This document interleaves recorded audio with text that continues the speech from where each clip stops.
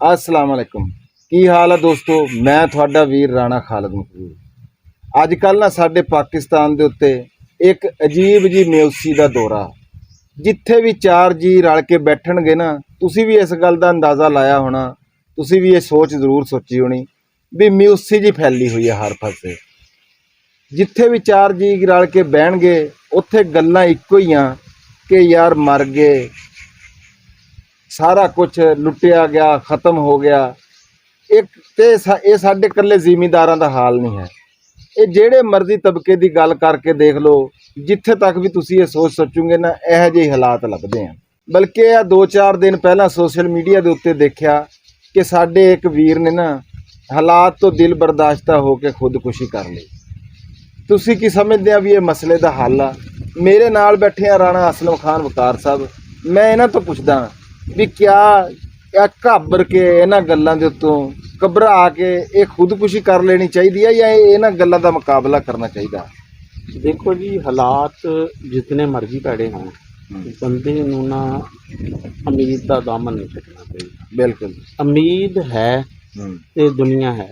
कहते हर नया आने वाला जिहड़ा बच्चा वा ना, वो दुनिया एक नवी उम्मीद है, एक नवी उम्मीद लैके आंदा। बिल्कुल। हुण कई तरीकी वाक़यात हैं जित्थों पता लगदा कि यार बड़े हालात कड़े सी, लेकिन अगले बंदियां ने उम्मीद का दामन नहीं छड्डिया, बल्कि मुकाबला किया। सब कुछ इंज लग रहा सी भी दुनिया नेर आ। हुण एक वक्त सी कि जदों अब्बासियां दा इनकलाब कामयाब हो गया ना उमवियां दे खिलाफ, उमवी तकरीबन सारे उन्होंने मार दिते। एक उमवी शहजादा अब्दुर्रहमान, जिन्हों अमीर अब्दुर्रहमान अव्वल, अमीर अब्दुर्रहमान अल दाखिल भी कहते हैं, वो अपने छोटे भाई दे नाल शिकार खेल रहा सी। उन्होंने उत्थों पता लगा, उन्हें ना उन्हें दमिश्क के बजाय ना अफ्रीका का राह लई। रस्ते दरिया पैंदा सी ते उत्थे पिछे अब्बासियां दी फौजां भी आ गईयां।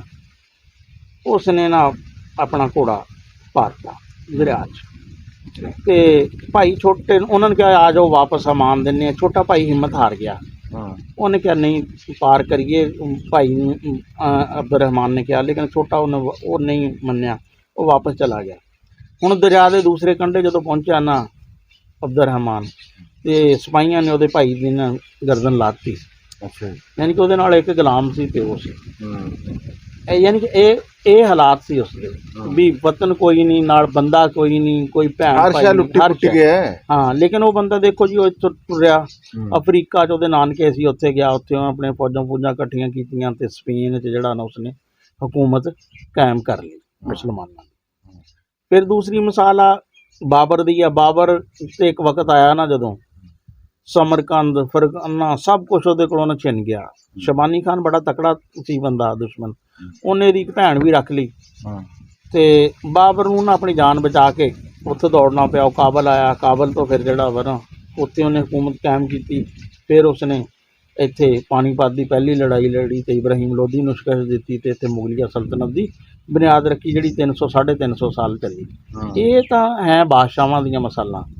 हुण एक रीसेंट पिछली सदी की गल आ, क्रिकेट का ना वैस्ट इंडीज़ का कप्तान सी क्लाइव लाइड। क्लाइव लाइड वैस्ट इंडीज़ का तकरीबन सब तो ज़्यादा कामयाब कप्तान रहा। एक वक्त वो आया कि उन्होंने टीम च ना सिलेक्ट ना किया गया। वो उत्थों दौरा छड्ड के ना उन्होंने कहा मैं ये टेस्ट नहीं खिला रहे, मैं वापस जा रहा। रोहन कन्हई है सी एक और प्लेयर, उन्हें कहा यार ए ना काम कर, तू तो आने वाले टाइम का ना वैस्ट इंडीज़ का कप्तान आ, 2-3 सीनियर प्लेयर रिटायर हो जाने तो कप्तानी तेरे को आनी है। उन्होंने कहा नहीं, मैनू टीम च नहीं शामिल किया जा रहा, तू कप्तानी दीयां गल्लां कर रहा वा। पर उन्हें उन्होंने मना लिया। उही क्लाइव लाइड फिर बाद जिहड़ा वा ना वैस्ट इंडीज़ का सब तो कामयाब तरीन जिहड़ा वा ना कप्तान बने। मायूसी तुसी जिंदगी दे किसी भी शोबे मायूसी नहीं, मायूसी गुनाह वा। गुनाह नहीं, हाँ जी बिल्कुल, बेमायूसी गुनाह वा।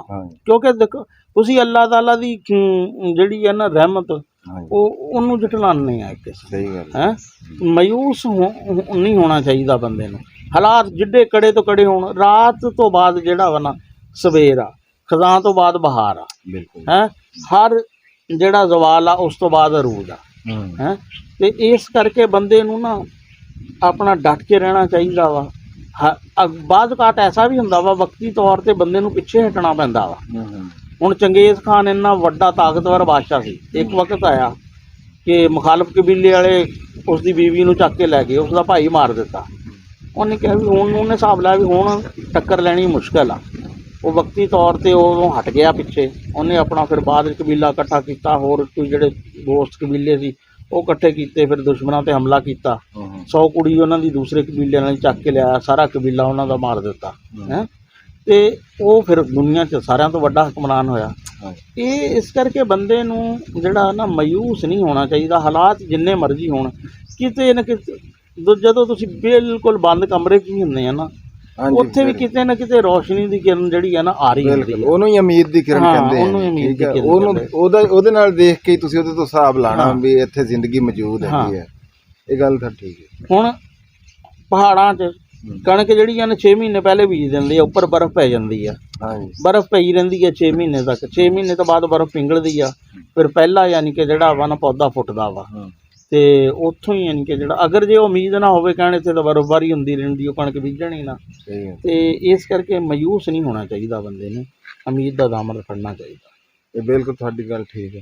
ਇਹ ਦੇਖੋ ਨਾ, ਹੁਣ ਆਮ ਜ਼ਿੰਦਗੀ ਦੇ ਵਿੱਚ ਵੀ ਇੱਕ ਮਿਸਾਲ ਹੈ ਰਾਣਾ ਸਾਹਿਬ, ਕਿ ਇੱਕ ਫਰਜ਼ ਕਰੋ ਕਿ ਤੁਸੀਂ ਆਮ ਰੂਟੀਨ ਦੇ ਵਿੱਚ ਕਿਧਰੇ ਚੱਲੇ ਜਾ ਰਹੇ ਹੋ, ਅੱਜ ਜਿਹੜੀ ਤੁਹਾਡੀ ਆਪਣੀ ਸਪੀਡ ਆ ਉਹਦੇ ਵਿੱਚ ਹੀ ਤੁਸੀਂ ਜਾ ਰਹੇ ਆ, ਠੀਕ ਆ। ਅੱਗੇ ਅਚਾਨਕ ਇਦਾਂ ਹੁੰਦਾ ਕਿ ਇੱਕ ਖਾਲਾ ਆ ਜਾਂਦਾ, ਠੀਕ ਆ। ਅਗਰ ਜੇ ਤਾਂ ਖਾਲਾ ਤੁਹਾਡੇ ਜਿਹੜੀ ਰਫ਼ਤਾਰ 'ਚ ਤੁਸੀਂ ਜਾ ਰਹੇ ਆ ਨਾ, ਉਹਦੇ ਵਾਸਤੇ ਤੁਸੀਂ ਉਹ ਜਾਓਗੇ ਤਾਂ ਆਸਾਨੀ ਦੇ ਨਾਲ ਉਹਨੂੰ ਕ੍ਰਾਸ ਕਰ ਜਾਓਗੇ। ਲੇਕਿਨ ਅਗਰ ਜੇ ਇੱਕ ਟਾਈਮ ਇਹੋ ਜਿਹਾ ਆ ਗਿਆ ਵੀ ਉਹ ਜਿਹੜਾ ਖਾਲਾ ਉਹ ਵੱਡਾ, ਉਸ ਖਾਲੇ ਦੇ ਉੱਤੇ ਜਦੋਂ ਤੁਸੀਂ ਜਾ ਕੇ, ਉਹ ਅਸਲ ਦੇ ਵਿੱਚ ਉਹ ਪਰੇਸ਼ਾਨੀ ਆ, ਤੁਹਾਡਾ ਇਮਤਿਹਾਨ ਆ, ਠੀਕ ਹੈ। ਇਸ ਦੁਨੀਆ ਦੇ ਹਵਾਲੇ ਨਾਲ ਇੰਝ ਹੀ ਆ ਨਾ ਗੱਲ।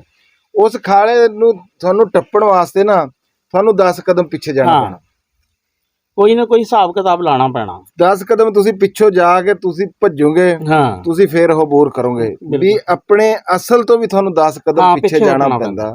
ਹਾਲਾਤ ਆ ਜਾਂਦੇ ਆ, ਮਾਮਲਾਤ ਮੁਲਕਾਂ ਦੇ ਹਾਲਾਤ ਵੀ ਖਰਾਬ ਹੋ ਜਾਂਦੇ ਆ। ਜਰਮਨੀ ਤੇ ਜਾਪਾਨ ਦੀ ਮਿਸਾਲ ਸਾਡੇ ਸਾਹਮਣੇ ਨਹੀਂ, ਦੂਸਰੀ ਜੰਗੀ ਅਜ਼ੀਮ ਚ ਦੋਨੇ ਬਿਲਕੁਲ ਤਬਾਹ ਹੋ ਗਏ ਸੀ, ਤੇ ਹੁਣ ਉਹ ਦੇਖ ਲਓ ਕਿ ਉਹ ਮੁਲਕ ਉੱਠੇ ਆ ਤੇ ਹੁਣ ਕਿੰਨੇ। ਨਾਲੇ ਇਹਨਾਂ ਮਸਾਇਲ ਦਾ ਹੱਲ ਰਾਣਾ ਸਾਹਿਬ ਖੁਦਕੁਸ਼ੀ ਨਹੀਂ ਹੈ, ਇਹ ਤਾਂ ਕਿਸੇ ਸੂਰਤ ਵੀ ਨਹੀਂ ਹੈ ਨਾ। ਇਹਨਾਂ ਹਾਲਾਤ ਨਾਲ ਤਾਂ ਲੜਨਾ ਹੀ ਬਣਦਾ ਨਾ। ਬਿਲਕੁਲ, ਤੁਸੀਂ ਲੜੋ, ਤੁਸੀਂ ਆਪਣਾ ਇਹਤਜਾਜ ਰਿਕਾਰਡ ਕਰਾਓ, ਤੁਸੀਂ ਜੋ ਕਹਿ ਸਕਦੇ ਆ ਕਿਸੇ ਨੂੰ ਉਹ ਆਪਣਾ ਹੱਕ ਇਸਤੇਮਾਲ ਕਰੋ, ਲੇਕਿਨ ਇਹ ਖੁਦਕੁਸ਼ੀ ਹੱਲ ਨਹੀਂ ਬਣਦਾ। ਨਹੀਂ, ਬਿਲਕੁਲ।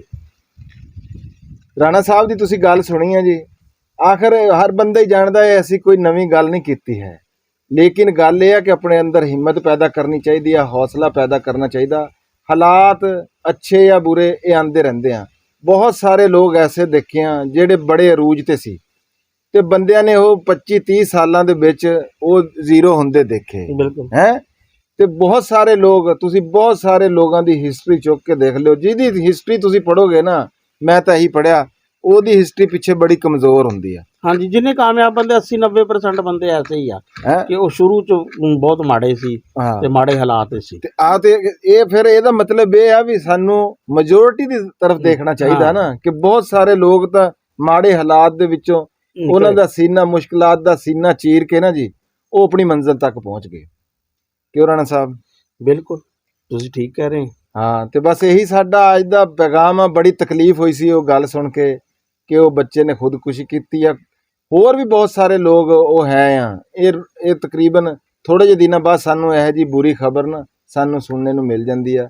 ਲੇਕਿਨ ਵੀਡੀਓ ਬਣਾਉਣ ਦਾ ਮਕਸਦ ਸਿਰਫ ਇੰਨਾ ਕੀ ਆ ਵੀ ਨਾ ਯਾਰ, ਹਾਲਾਤ ਦਾ ਮੁਕਾਬਲਾ ਕਰੋ, ਹਾਲਾਤ ਜਿੱਦਾਂ ਦੇ ਮਰਜ਼ੀ ਹੋਣ। ਲਵ ਯੂ ਹੋ ਗਿਆ ਜੀ ਸਾਰੇ ਵੀਰਾਂ ਨੂੰ। ਅੱਲਾ ਹਾਫਿਜ਼।